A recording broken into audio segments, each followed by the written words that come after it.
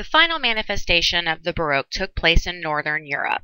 And what we've been talking about for the last few weeks in regards to the Italian Baroque and the aristocratic Baroque are going to look very different in comparison to what we see happening in Northern Europe.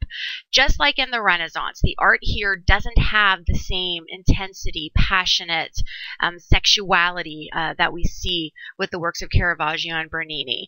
Instead, though, what we lose in sensuality, we gain in fine detail and an intense focus on the actual individual and a celebration of the day-to-day life that the typical people actually live. Let's quickly talk about the Northern Baroque in England. I'm sure you've noticed a trend by this point. Whenever we talk about England, we do not tend to talk about the art and sculptors coming out of there. Instead, we tend to talk about the literature. That, for some reason, is the majority of England's contribution throughout the early period. Just like in the Renaissance, we didn't talk about a lot of art, but we talked about Shakespeare. The same thing happens here in the Baroque period, where it's actually a proliferation of literature that we see. And the three major works are listed here in front of you. The first was the King James Bible. Now, when you think of that old-fashioned sounding Bible with lots of thous and shouts and so forth, the 10 Commandments, thou shalt not kill, or the Beatitudes, blessed are the meek, so forth, that was actually the day-to-day language of people in England. And so what we see with the Northern Baroque is actually the vernacularization of the Bible. All that means basically is that they were taking this Bible that for centuries had been not readable to the majority of people in Europe, either because they were illiterate period, or because they didn't speak the ancient languages that the Bible was written in. And they're translating it into the language of the common person so that they can actually enjoy it and understand it and have that direct relationship with Christ that the Protestants were anxious for. So we get the King James Bible and it gets massively distributed. And for the first time in English history, an English Bible is in the hands of the common man. We also have two great writers in this period. The first, and you see his lovely picture right there, is John Milton. He actually goes blind later in life and writes a lot about how difficult life is when you're deprived of your senses. However, his most famous work was known as Paradise Lost. This is a magnificent piece that focuses on the expulsion of Adam and Eve from the Garden of Eden. And it's really one of the most important modern pieces that come out in the English language. It's right up there with Shakespeare as far as how important it is. The other gentleman was a man named John Donne. He was actually a poet also, as well, just like Milton was. And he also started changing the style of poetry and basically starting to talk about topics that basically weren't being discussed before. One of Donne's most famous pieces is on the screen in front of you, and this is such a powerful lesson that I just wanted everyone to actually see it. You've probably heard quite a bit of it. The name of it is called No Man is an Island. No man is an island entire of itself. Every man is a piece of the continent, a part of the main. If a clod be washed away by the sea, Europe is the less, as well as if a promontory were, as well as if a manor of thy friends or of thine own were. Any man's death diminishes me, because I am involved in mankind, and therefore never send to know for whom the bell tolls. It tolls for thee. Now, on first glimpse, a lot of people don't understand a word of what that just said. So let's actually go through it line by line to make sense of it. No man is an island entire of itself. Basically, the premise here of this entire little passage is that no man is independent or separate from the rest of humanity, that we are all in this together. And Donne continues by giving us example after example of how this is the case. He says, every man is a piece of the continent, a part of the main. That literally, he's basically talking about humans as if we're rocks or dirt. That every single piece of dirt or rock on Europe is part of Europe. You can't, take it away. He says, if a clod be washed away by the sea, like literally if you reached down and took a handful of dirt, that would be a clod, and it was washed away by the sea, Europe is the less. Okay, there is less Europe there, as well as if a promontory were. A promontory is just a harbor. Okay, so if a horrible, earthquake or hurricane or something comes along, some sort of natural disaster, and all of a sudden a harbor isn't there that used to be there, well, Europe is the less too. Okay, and the fact that the harbor is much bigger than that clod of dirt doesn't matter because the net effect is the same. And then when he continues, he says, that is true just as much as if a manor of thine friends, and all that is, manor just means a house. So just as if I wash away a handful of dirt, just as if I wash away a harbor, just as if one of your best friend's houses, or if your own house disappears, Europe is less. And after he kind of is talking about it in geographic terms, he then brings it back to the level of humanity. He says, any man's death diminishes me because I am involved in mankind. That literally whenever someone dies, that person might be making a massive contribution in some way, either in the work they do, in the parents they support, in the children they raise. And so it doesn't matter when somebody dies. It doesn't matter if you know them or if you don't. You have lost something because you have lost whatever that person's contribution was to the world. And the very famous last lines right here, therefore never send to know for whom the bell tolls. Basically in this period, when the church bells would ring, it basically could mean one of two things. First thing it could mean was time. That was how they actually proclaimed the time when the average person did not have a wristwatch. However, they would also ring the bells on certain occasions, like special occasions. And one of those occasions was when somebody died. And so literally people would hear the bells ringing that someone died, and they would literally send their children or a servant or somebody to go find out who died. And what Donne is saying here so famously, never send to know for whom the bell tolls. It tolls for thee. Whoever it is who actually died, you are the one who actually has lost something.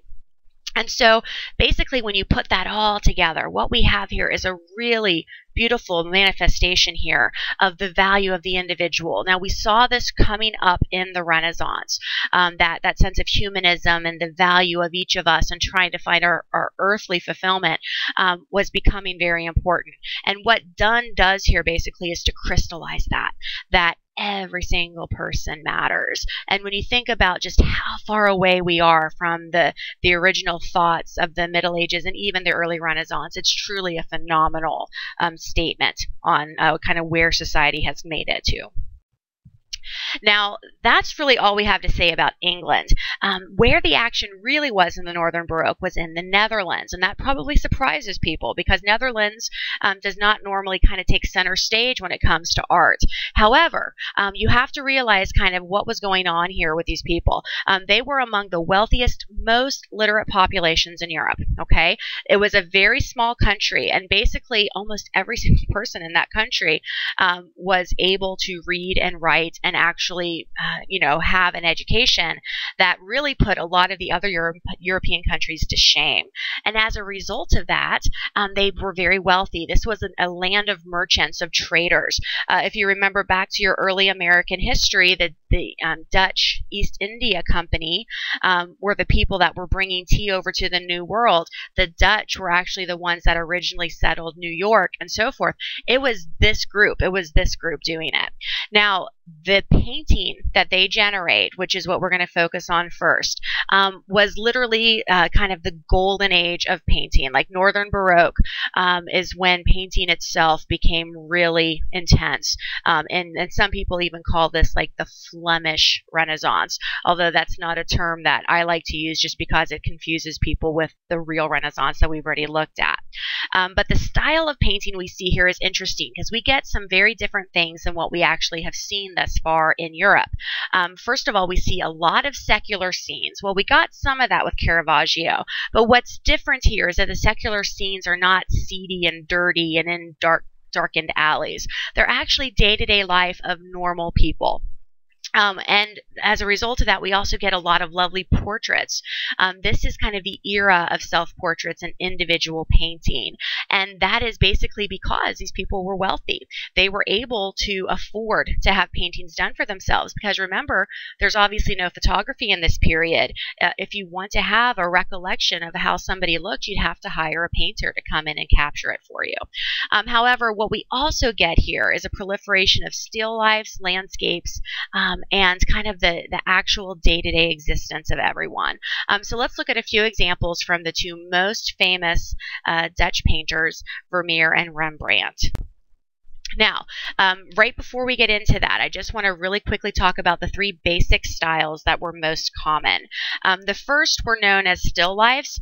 These actually have a technical name. They were known as vanitas paintings, kind of like vanity, but just the Latin form of it, vanitas.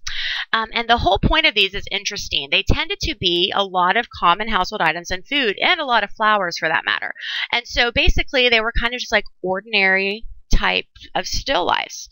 However, they had a very significant philosophical point to them. The point was that those flowers are beautiful. That fruit looks delicious. All these wonderful things that we kind of celebrate in our day-to-day life are all dying. They're all going away. And that if we put our stock or the measure of our worth in those day-to-day things, we are going to be disappointed because ultimately it doesn't last. Nothing lasts. And the whole point of it was to remind the viewer that they should put their faith in what's eternal. And of course, for the Dutch, that was their God, Christian God. We also see a lot of landscapes. Landscapes in this period were actually a point of pride for the Dutch. The Netherlands itself was originally a really swampy, not so safe area to live just because of disease and malaria and so forth. And what the Dutch had actually done was able to kind of tame the landscape, to like fill in the swamps, to build dams, to make what was previously uninhabitable habitable. And so they love to portray their windmills and their landscapes and like the beauty of their vistas as a point of how they were able to kind of take over lands that previously would not have allowed them to live. And then lastly, what we also see in this period is a bunch of group paintings. There was a very strong pride in this period and a lot of optimism and strength. And so that's the kind of paintings we see. Now let's look at a few examples so you know what I'm talking about. The first person I want us to look at is really not the most important painter in the world, but someone I still think is worth talking about, and her name is Maria van Oosterweyck. Now, like I said, in and of herself, she's not that major. However, if you recall, this is the first major female painter that we have actually spoke about in our course, and so that in and of itself deserves attention. Now, that is not to say that there have not been important female contributors in previous eras, because there certainly have been. But what we see in the Northern Baroque is the beginning of almost an equalization, where female artists were able to be contributors in a much more significant way. Now, what you also see before you here is a beautiful example of one of those vanitas paintings. The paintings that, at the same time they're celebrating kind of our earthly achievements and what we've done, they're also reminding the viewer that this is all temporary. We see beautiful flowers there that are going to last maybe 2 days before they die. We see little insects and so forth. Like we have the little butterfly in there, and there's some other little insects kind of crawling along the front. They're all going to die too. In fact, we even have that lovely skull right there in the middle, if you notice. All of these things are meant to remind you to put your faith in the everlasting, not in day-to-day life. And so these were very popular pieces in private homes. This is kind of the first time we see in history that normal people, that wealthy merchant class basically, are actually decorating their homes, and it's not a more simplistic existence, so to say.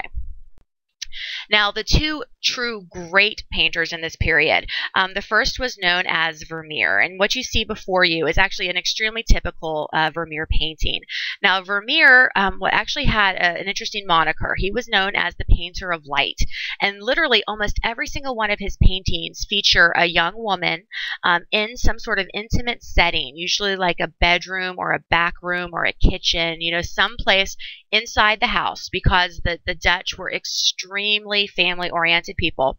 And there almost always is a window, usually to the left of the painting, where this beautiful light was kind of blazing in. And now we do see that to a certain extent here. It's not blazing the same way we're going to see in a few minutes. But nonetheless, we have this here. And what Vermeer was trying to show is basically this idealization of what the actual family life was like for these individuals. And here we see a woman, she's holding up a little scale, and the presumption is that she is actually, her family business is some sort of jewelry seller. Just because she has all this beautiful jewelry on, she has a scale, which is what they would have used to weigh and measure it when they're selling it. But if you notice, she is not wearing any of it herself. So we don't believe that this is her private stock of jewelry. We believe that she's basically in a storeroom doing her work. Now, interestingly enough, if you actually look behind her, you see a Bosch painting back there from the Northern Renaissance. So it's kind of interesting. Vermeer is actually kind of given a little salute to the Northern painters that came before him. But when you look at the actual style of this, it's extremely simplistic and beautiful and serene. That's what Vermeer was going for. We don't have a lot of splashes of like striking bold color. In some ways, it's more reminiscent of Leonardo just because it's so, you know, not sfumato exactly, but much closer to that style. This is another one of his pieces. This is quite famous. And again, you see kind of those same traditional elements that I just described. A young woman, the window to the left, the sunlight blazing in, and a lot of very simple colors all around. And you see her laying there. Now, she looks a little bit more finely dressed than the previous person. So presumably she's actually a little bit more well off than the previous woman. But she is reading a letter, and we have that beautiful reflection in the mirror. And we can't really make out what her expression is. Like, is she happy? Is she disappointed? And so forth. There's a question or a sense of intimacy here that we're almost invading her personality. Now, just a few little aspects of symbolism. If you remember, the Northern Renaissance painters tended to incorporate a lot of symbolism into their paintings. The same is true here, because if you notice, that is her bedroom. And she has a big old bowl of fruit in the middle of her bed, which frankly is kind of odd when you think about it. However, when you think about what the symbolism of fruit was, it makes a little bit more sense. Believe it or not, fruit represents sexuality and fertility, basically. And so the fact that she has this whole bowl of, of welcoming fruit spread out all over her bed is actually a symbol of the fertility and sexuality that obviously takes place there.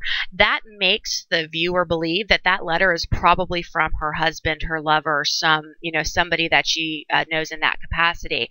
But again, there's just that wonderful ambiguity that we don't know for sure.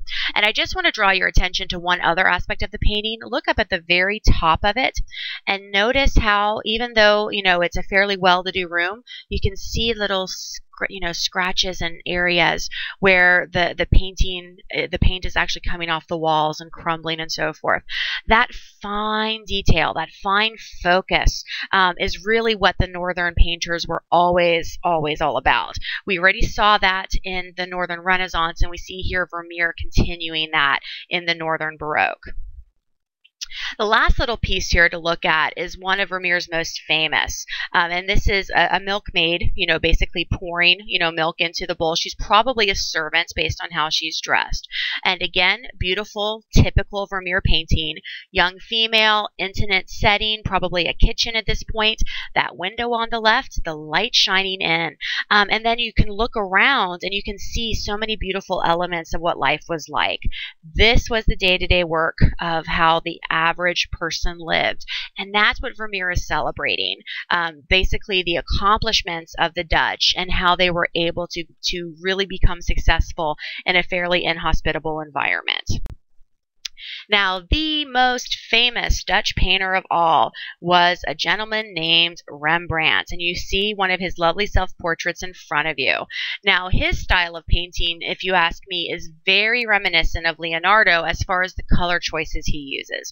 He tends to be extremely dark with, dark browns, somber grays, and so forth.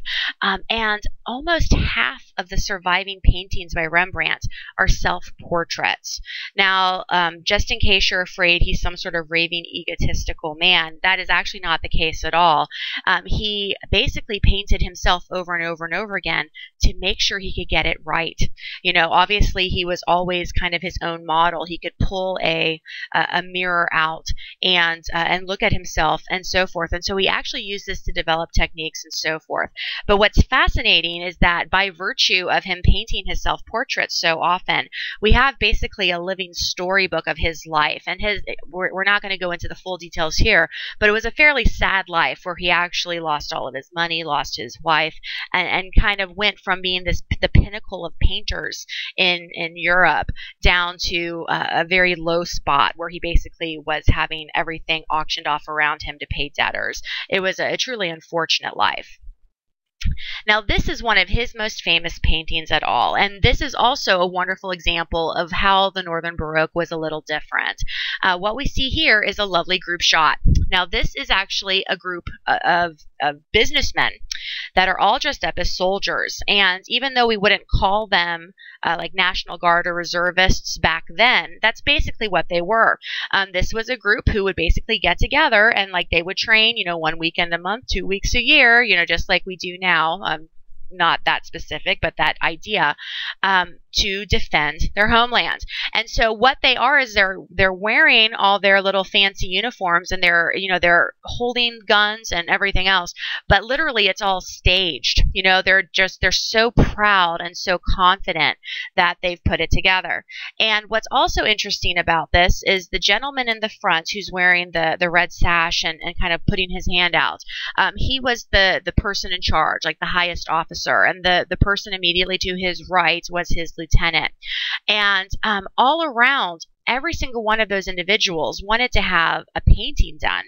And Rembrandt hit upon the idea that each of you pay me for a painting, I'll paint you all together in one. I can make a lot more money at that. And since as I mentioned a moment ago, Rembrandt tended to have financial issues, that was kind of how he dealt with it. But the overall effect of this, as I said before, extremely reminiscent of Leonardo da Vinci.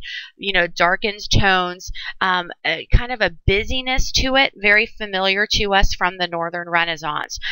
But pride and symbolism and community. That was really what the Dutch were about. This one is just a nice little jovial look at kind of the quality of life we had. This is actually another self-portrait. That is Rembrandt. He's holding up a beer, saluting us all, wishing us all good health, with his arm around his wife. And that wife was the love of his life, basically. And so when she died, that's when basically everything kind of fell apart for Rembrandt. So it's very sad. But you see him happy in an earlier stage of his life before things started going bad, but yet we still have the same more somber atmosphere all around. Last but not least, this is a beautiful example of Rembrandt's work. This is an extremely famous piece as well.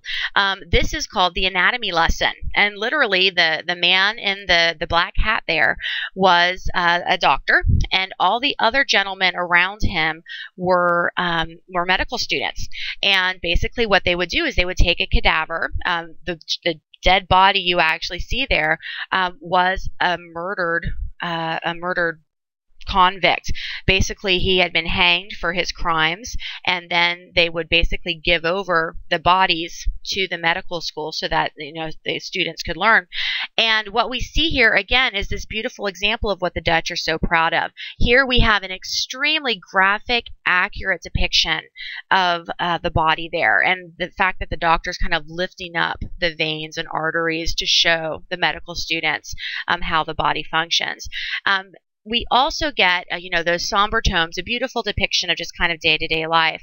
And if you notice, there's some interesting aspects here where it's actually reminiscent of the Renaissance. We have the lovely triangulation of all the medical students to the left. We have this bright, vivid, shining light on the corpse, which is fascinating. because normally the corpse, his face would have been covered and so forth. The fact that Rembrandt actually chose to include that information is kind of fascinating. And then we just have this extreme exactitude of detail, where each of those individuals in there are real people. We know their names. We know exactly what they did. And they literally wanted to be painted into this picture for posterity. So it's a fascinating look at the way society was essentially in this period. Now, music in the Northern Baroque was quite different than what we actually had going on in Italy. If you recall, Italian Baroque music was really focused on the opera, and we had huge, passionate, dramatic, intense spectacles before us, and opera was just massively, massively popular. That is not to say that there were not Northern operas, because there certainly were. But what we see instead, more commonly, is instrumentals.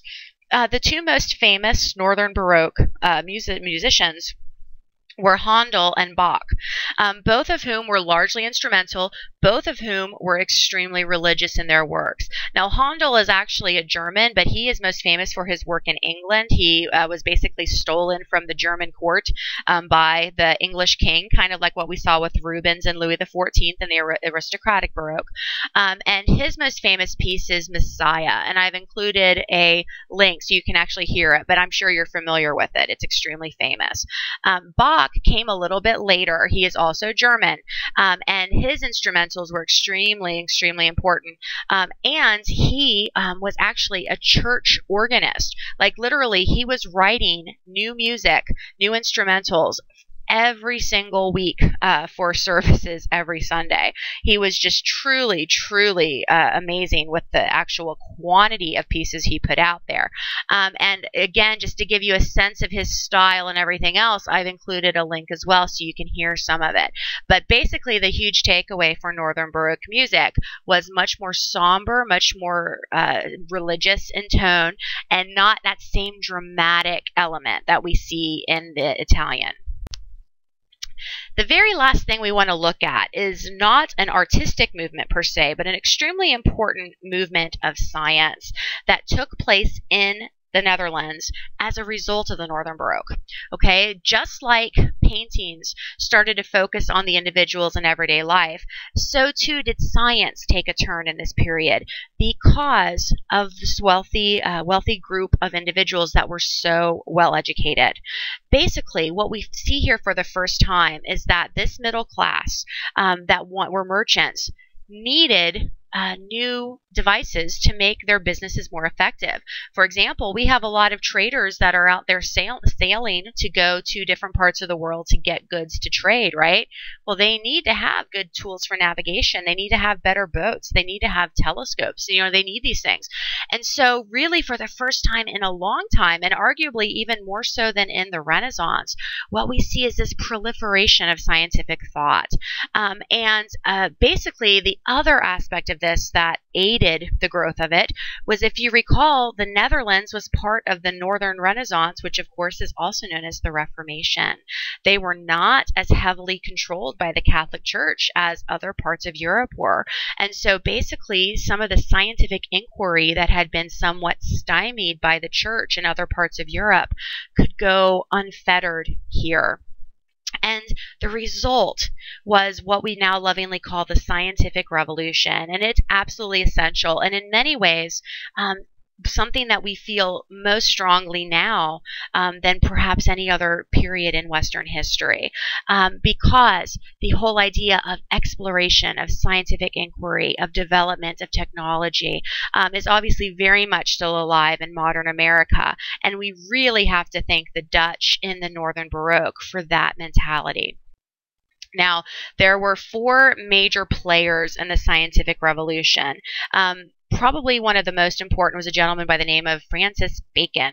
Now, he was also an explorer. You might have heard of him for that reason. However, he was also a philosopher, and one of the key things he developed was the whole concept of empiricism. Okay, that basically we need to get information from observation and experience. Okay. Don't just sit around and think it up. and then imagine it's true. There's nothing wrong with that, but the better way of going about stuff is to actually go out there and experience it. Go out there and watch it. Go out there and record it. And so the whole concept of the importance of us kind of paying attention to the natural world around us became key. He also was a huge proponent of saying that religion actually hinders science. That if we are bound, in kind of what we can think by religion, then religion's not doing us any favors. And so, as you can guess, he did not make a lot of friends in the Catholic Church with his commentary that basically the Catholic Church was holding up European development. Now, another really famous gentleman from this period was a guy named René Descartes. And he was actually a little bit the opposite of Bacon. Bacon was all about experience and empiricism. What Descartes was all about was about deductive reasoning. Okay, he said, start from general principles and kind of think it through. Like, he was a big logic guy. And he said, you really can't trust your senses. I mean, think about it. Sometimes, you hear things that aren't really there. Sometimes, there's optical illusions that can fool your eyes and so forth. How do I know that I'm not being fooled in a grander sense if I can be fooled in little details like that? And he does have a good point. Now, his most famous phrase or commentary that I'm sure you've heard of is, I think, therefore I am. He actually used logic to prove that if I can think for myself, if I can think through logical type predicaments, therefore I must exist. I cannot be an imaginary figure. And he actually is kind of interesting because while Bacon is getting himself in trouble with the church, Descartes actually is using logic to prove that God has to exist, that basically we couldn't have dreamed him up if he wasn't real. So kind of an interesting little interplay between the two of them, and a good way of looking at how important the church still is, because even though we're focused on science here, we're still looking at science kind of in relation to the church. The third man that's really important in this period was a gentleman by the name of Kepler. Now, he was one of the first to actually kind of turn his attention to the stars. Now, that, of course, I'm being somewhat facetious. We've looked at the stars in wonder for a very long time. But Kepler did more than just that. He actually looked up and he wanted to try to describe the way the planets were moving. And he couldn't do everything yet. The math, believe it or not, had not been developed enough for him to do so. And it's not until later when we get to Newton that that's going to actually happen, when kind of modern day physics is invented. But what he did realize is that the planets don't move in circles. For millennia, basically at this point, people assumed that all the planets had to move in big circles because the circle is the most perfect geometric figure. And why would God do something if it wasn't perfect? That doesn't make sense. But what he realized is that they actually moved in ellipses, like kind of the flat oval shapes. And when he realized this, and he collected all kinds of data, of empirical data, just like Francis Bacon would have wanted him to do. But he couldn't do anything with it. Like, he didn't know the math to kind of prove it. And like I said, that's not going to come till later. But what we see here is kind of these ground-breaking reevaluations of what we had always taken for granted before. And I'm sure you're familiar with the whole concept of the Earth being the center of the universe versus the sun being the center of the universe. We now know that neither is the case, that the center of the universe is far away from us. But those same sort of debates were actually what were happening in this period. Last but not least, one of the most important Baroque scientists that we're going to encounter is actually an Italian, and he's kind of the exception, and that is Galileo. Now, he, of course, was also extremely famous and also very interested in the moon and motion and so forth, and he is going to come up with just so many just extremely important scientific thought, aspects of thought, that he is certainly one of the most important gentlemen of all times. One common misconception about Galileo is that he invented the telescope. That is not true.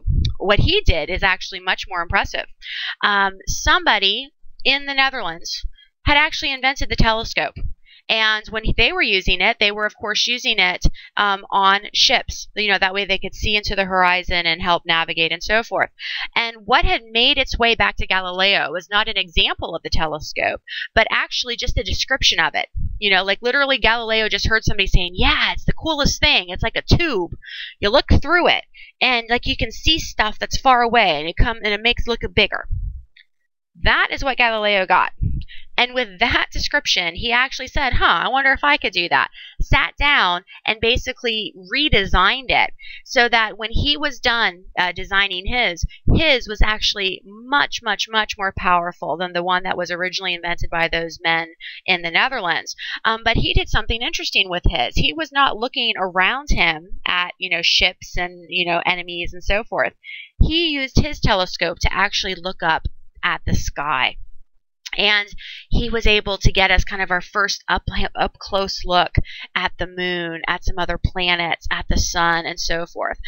However, he was so vocal in his belief that the Earth rotated around the sun and not vice versa, that he actually got himself basically attacked by the Catholic Church. And he was forced to renounce all of his obligations, all of his complaints and so forth.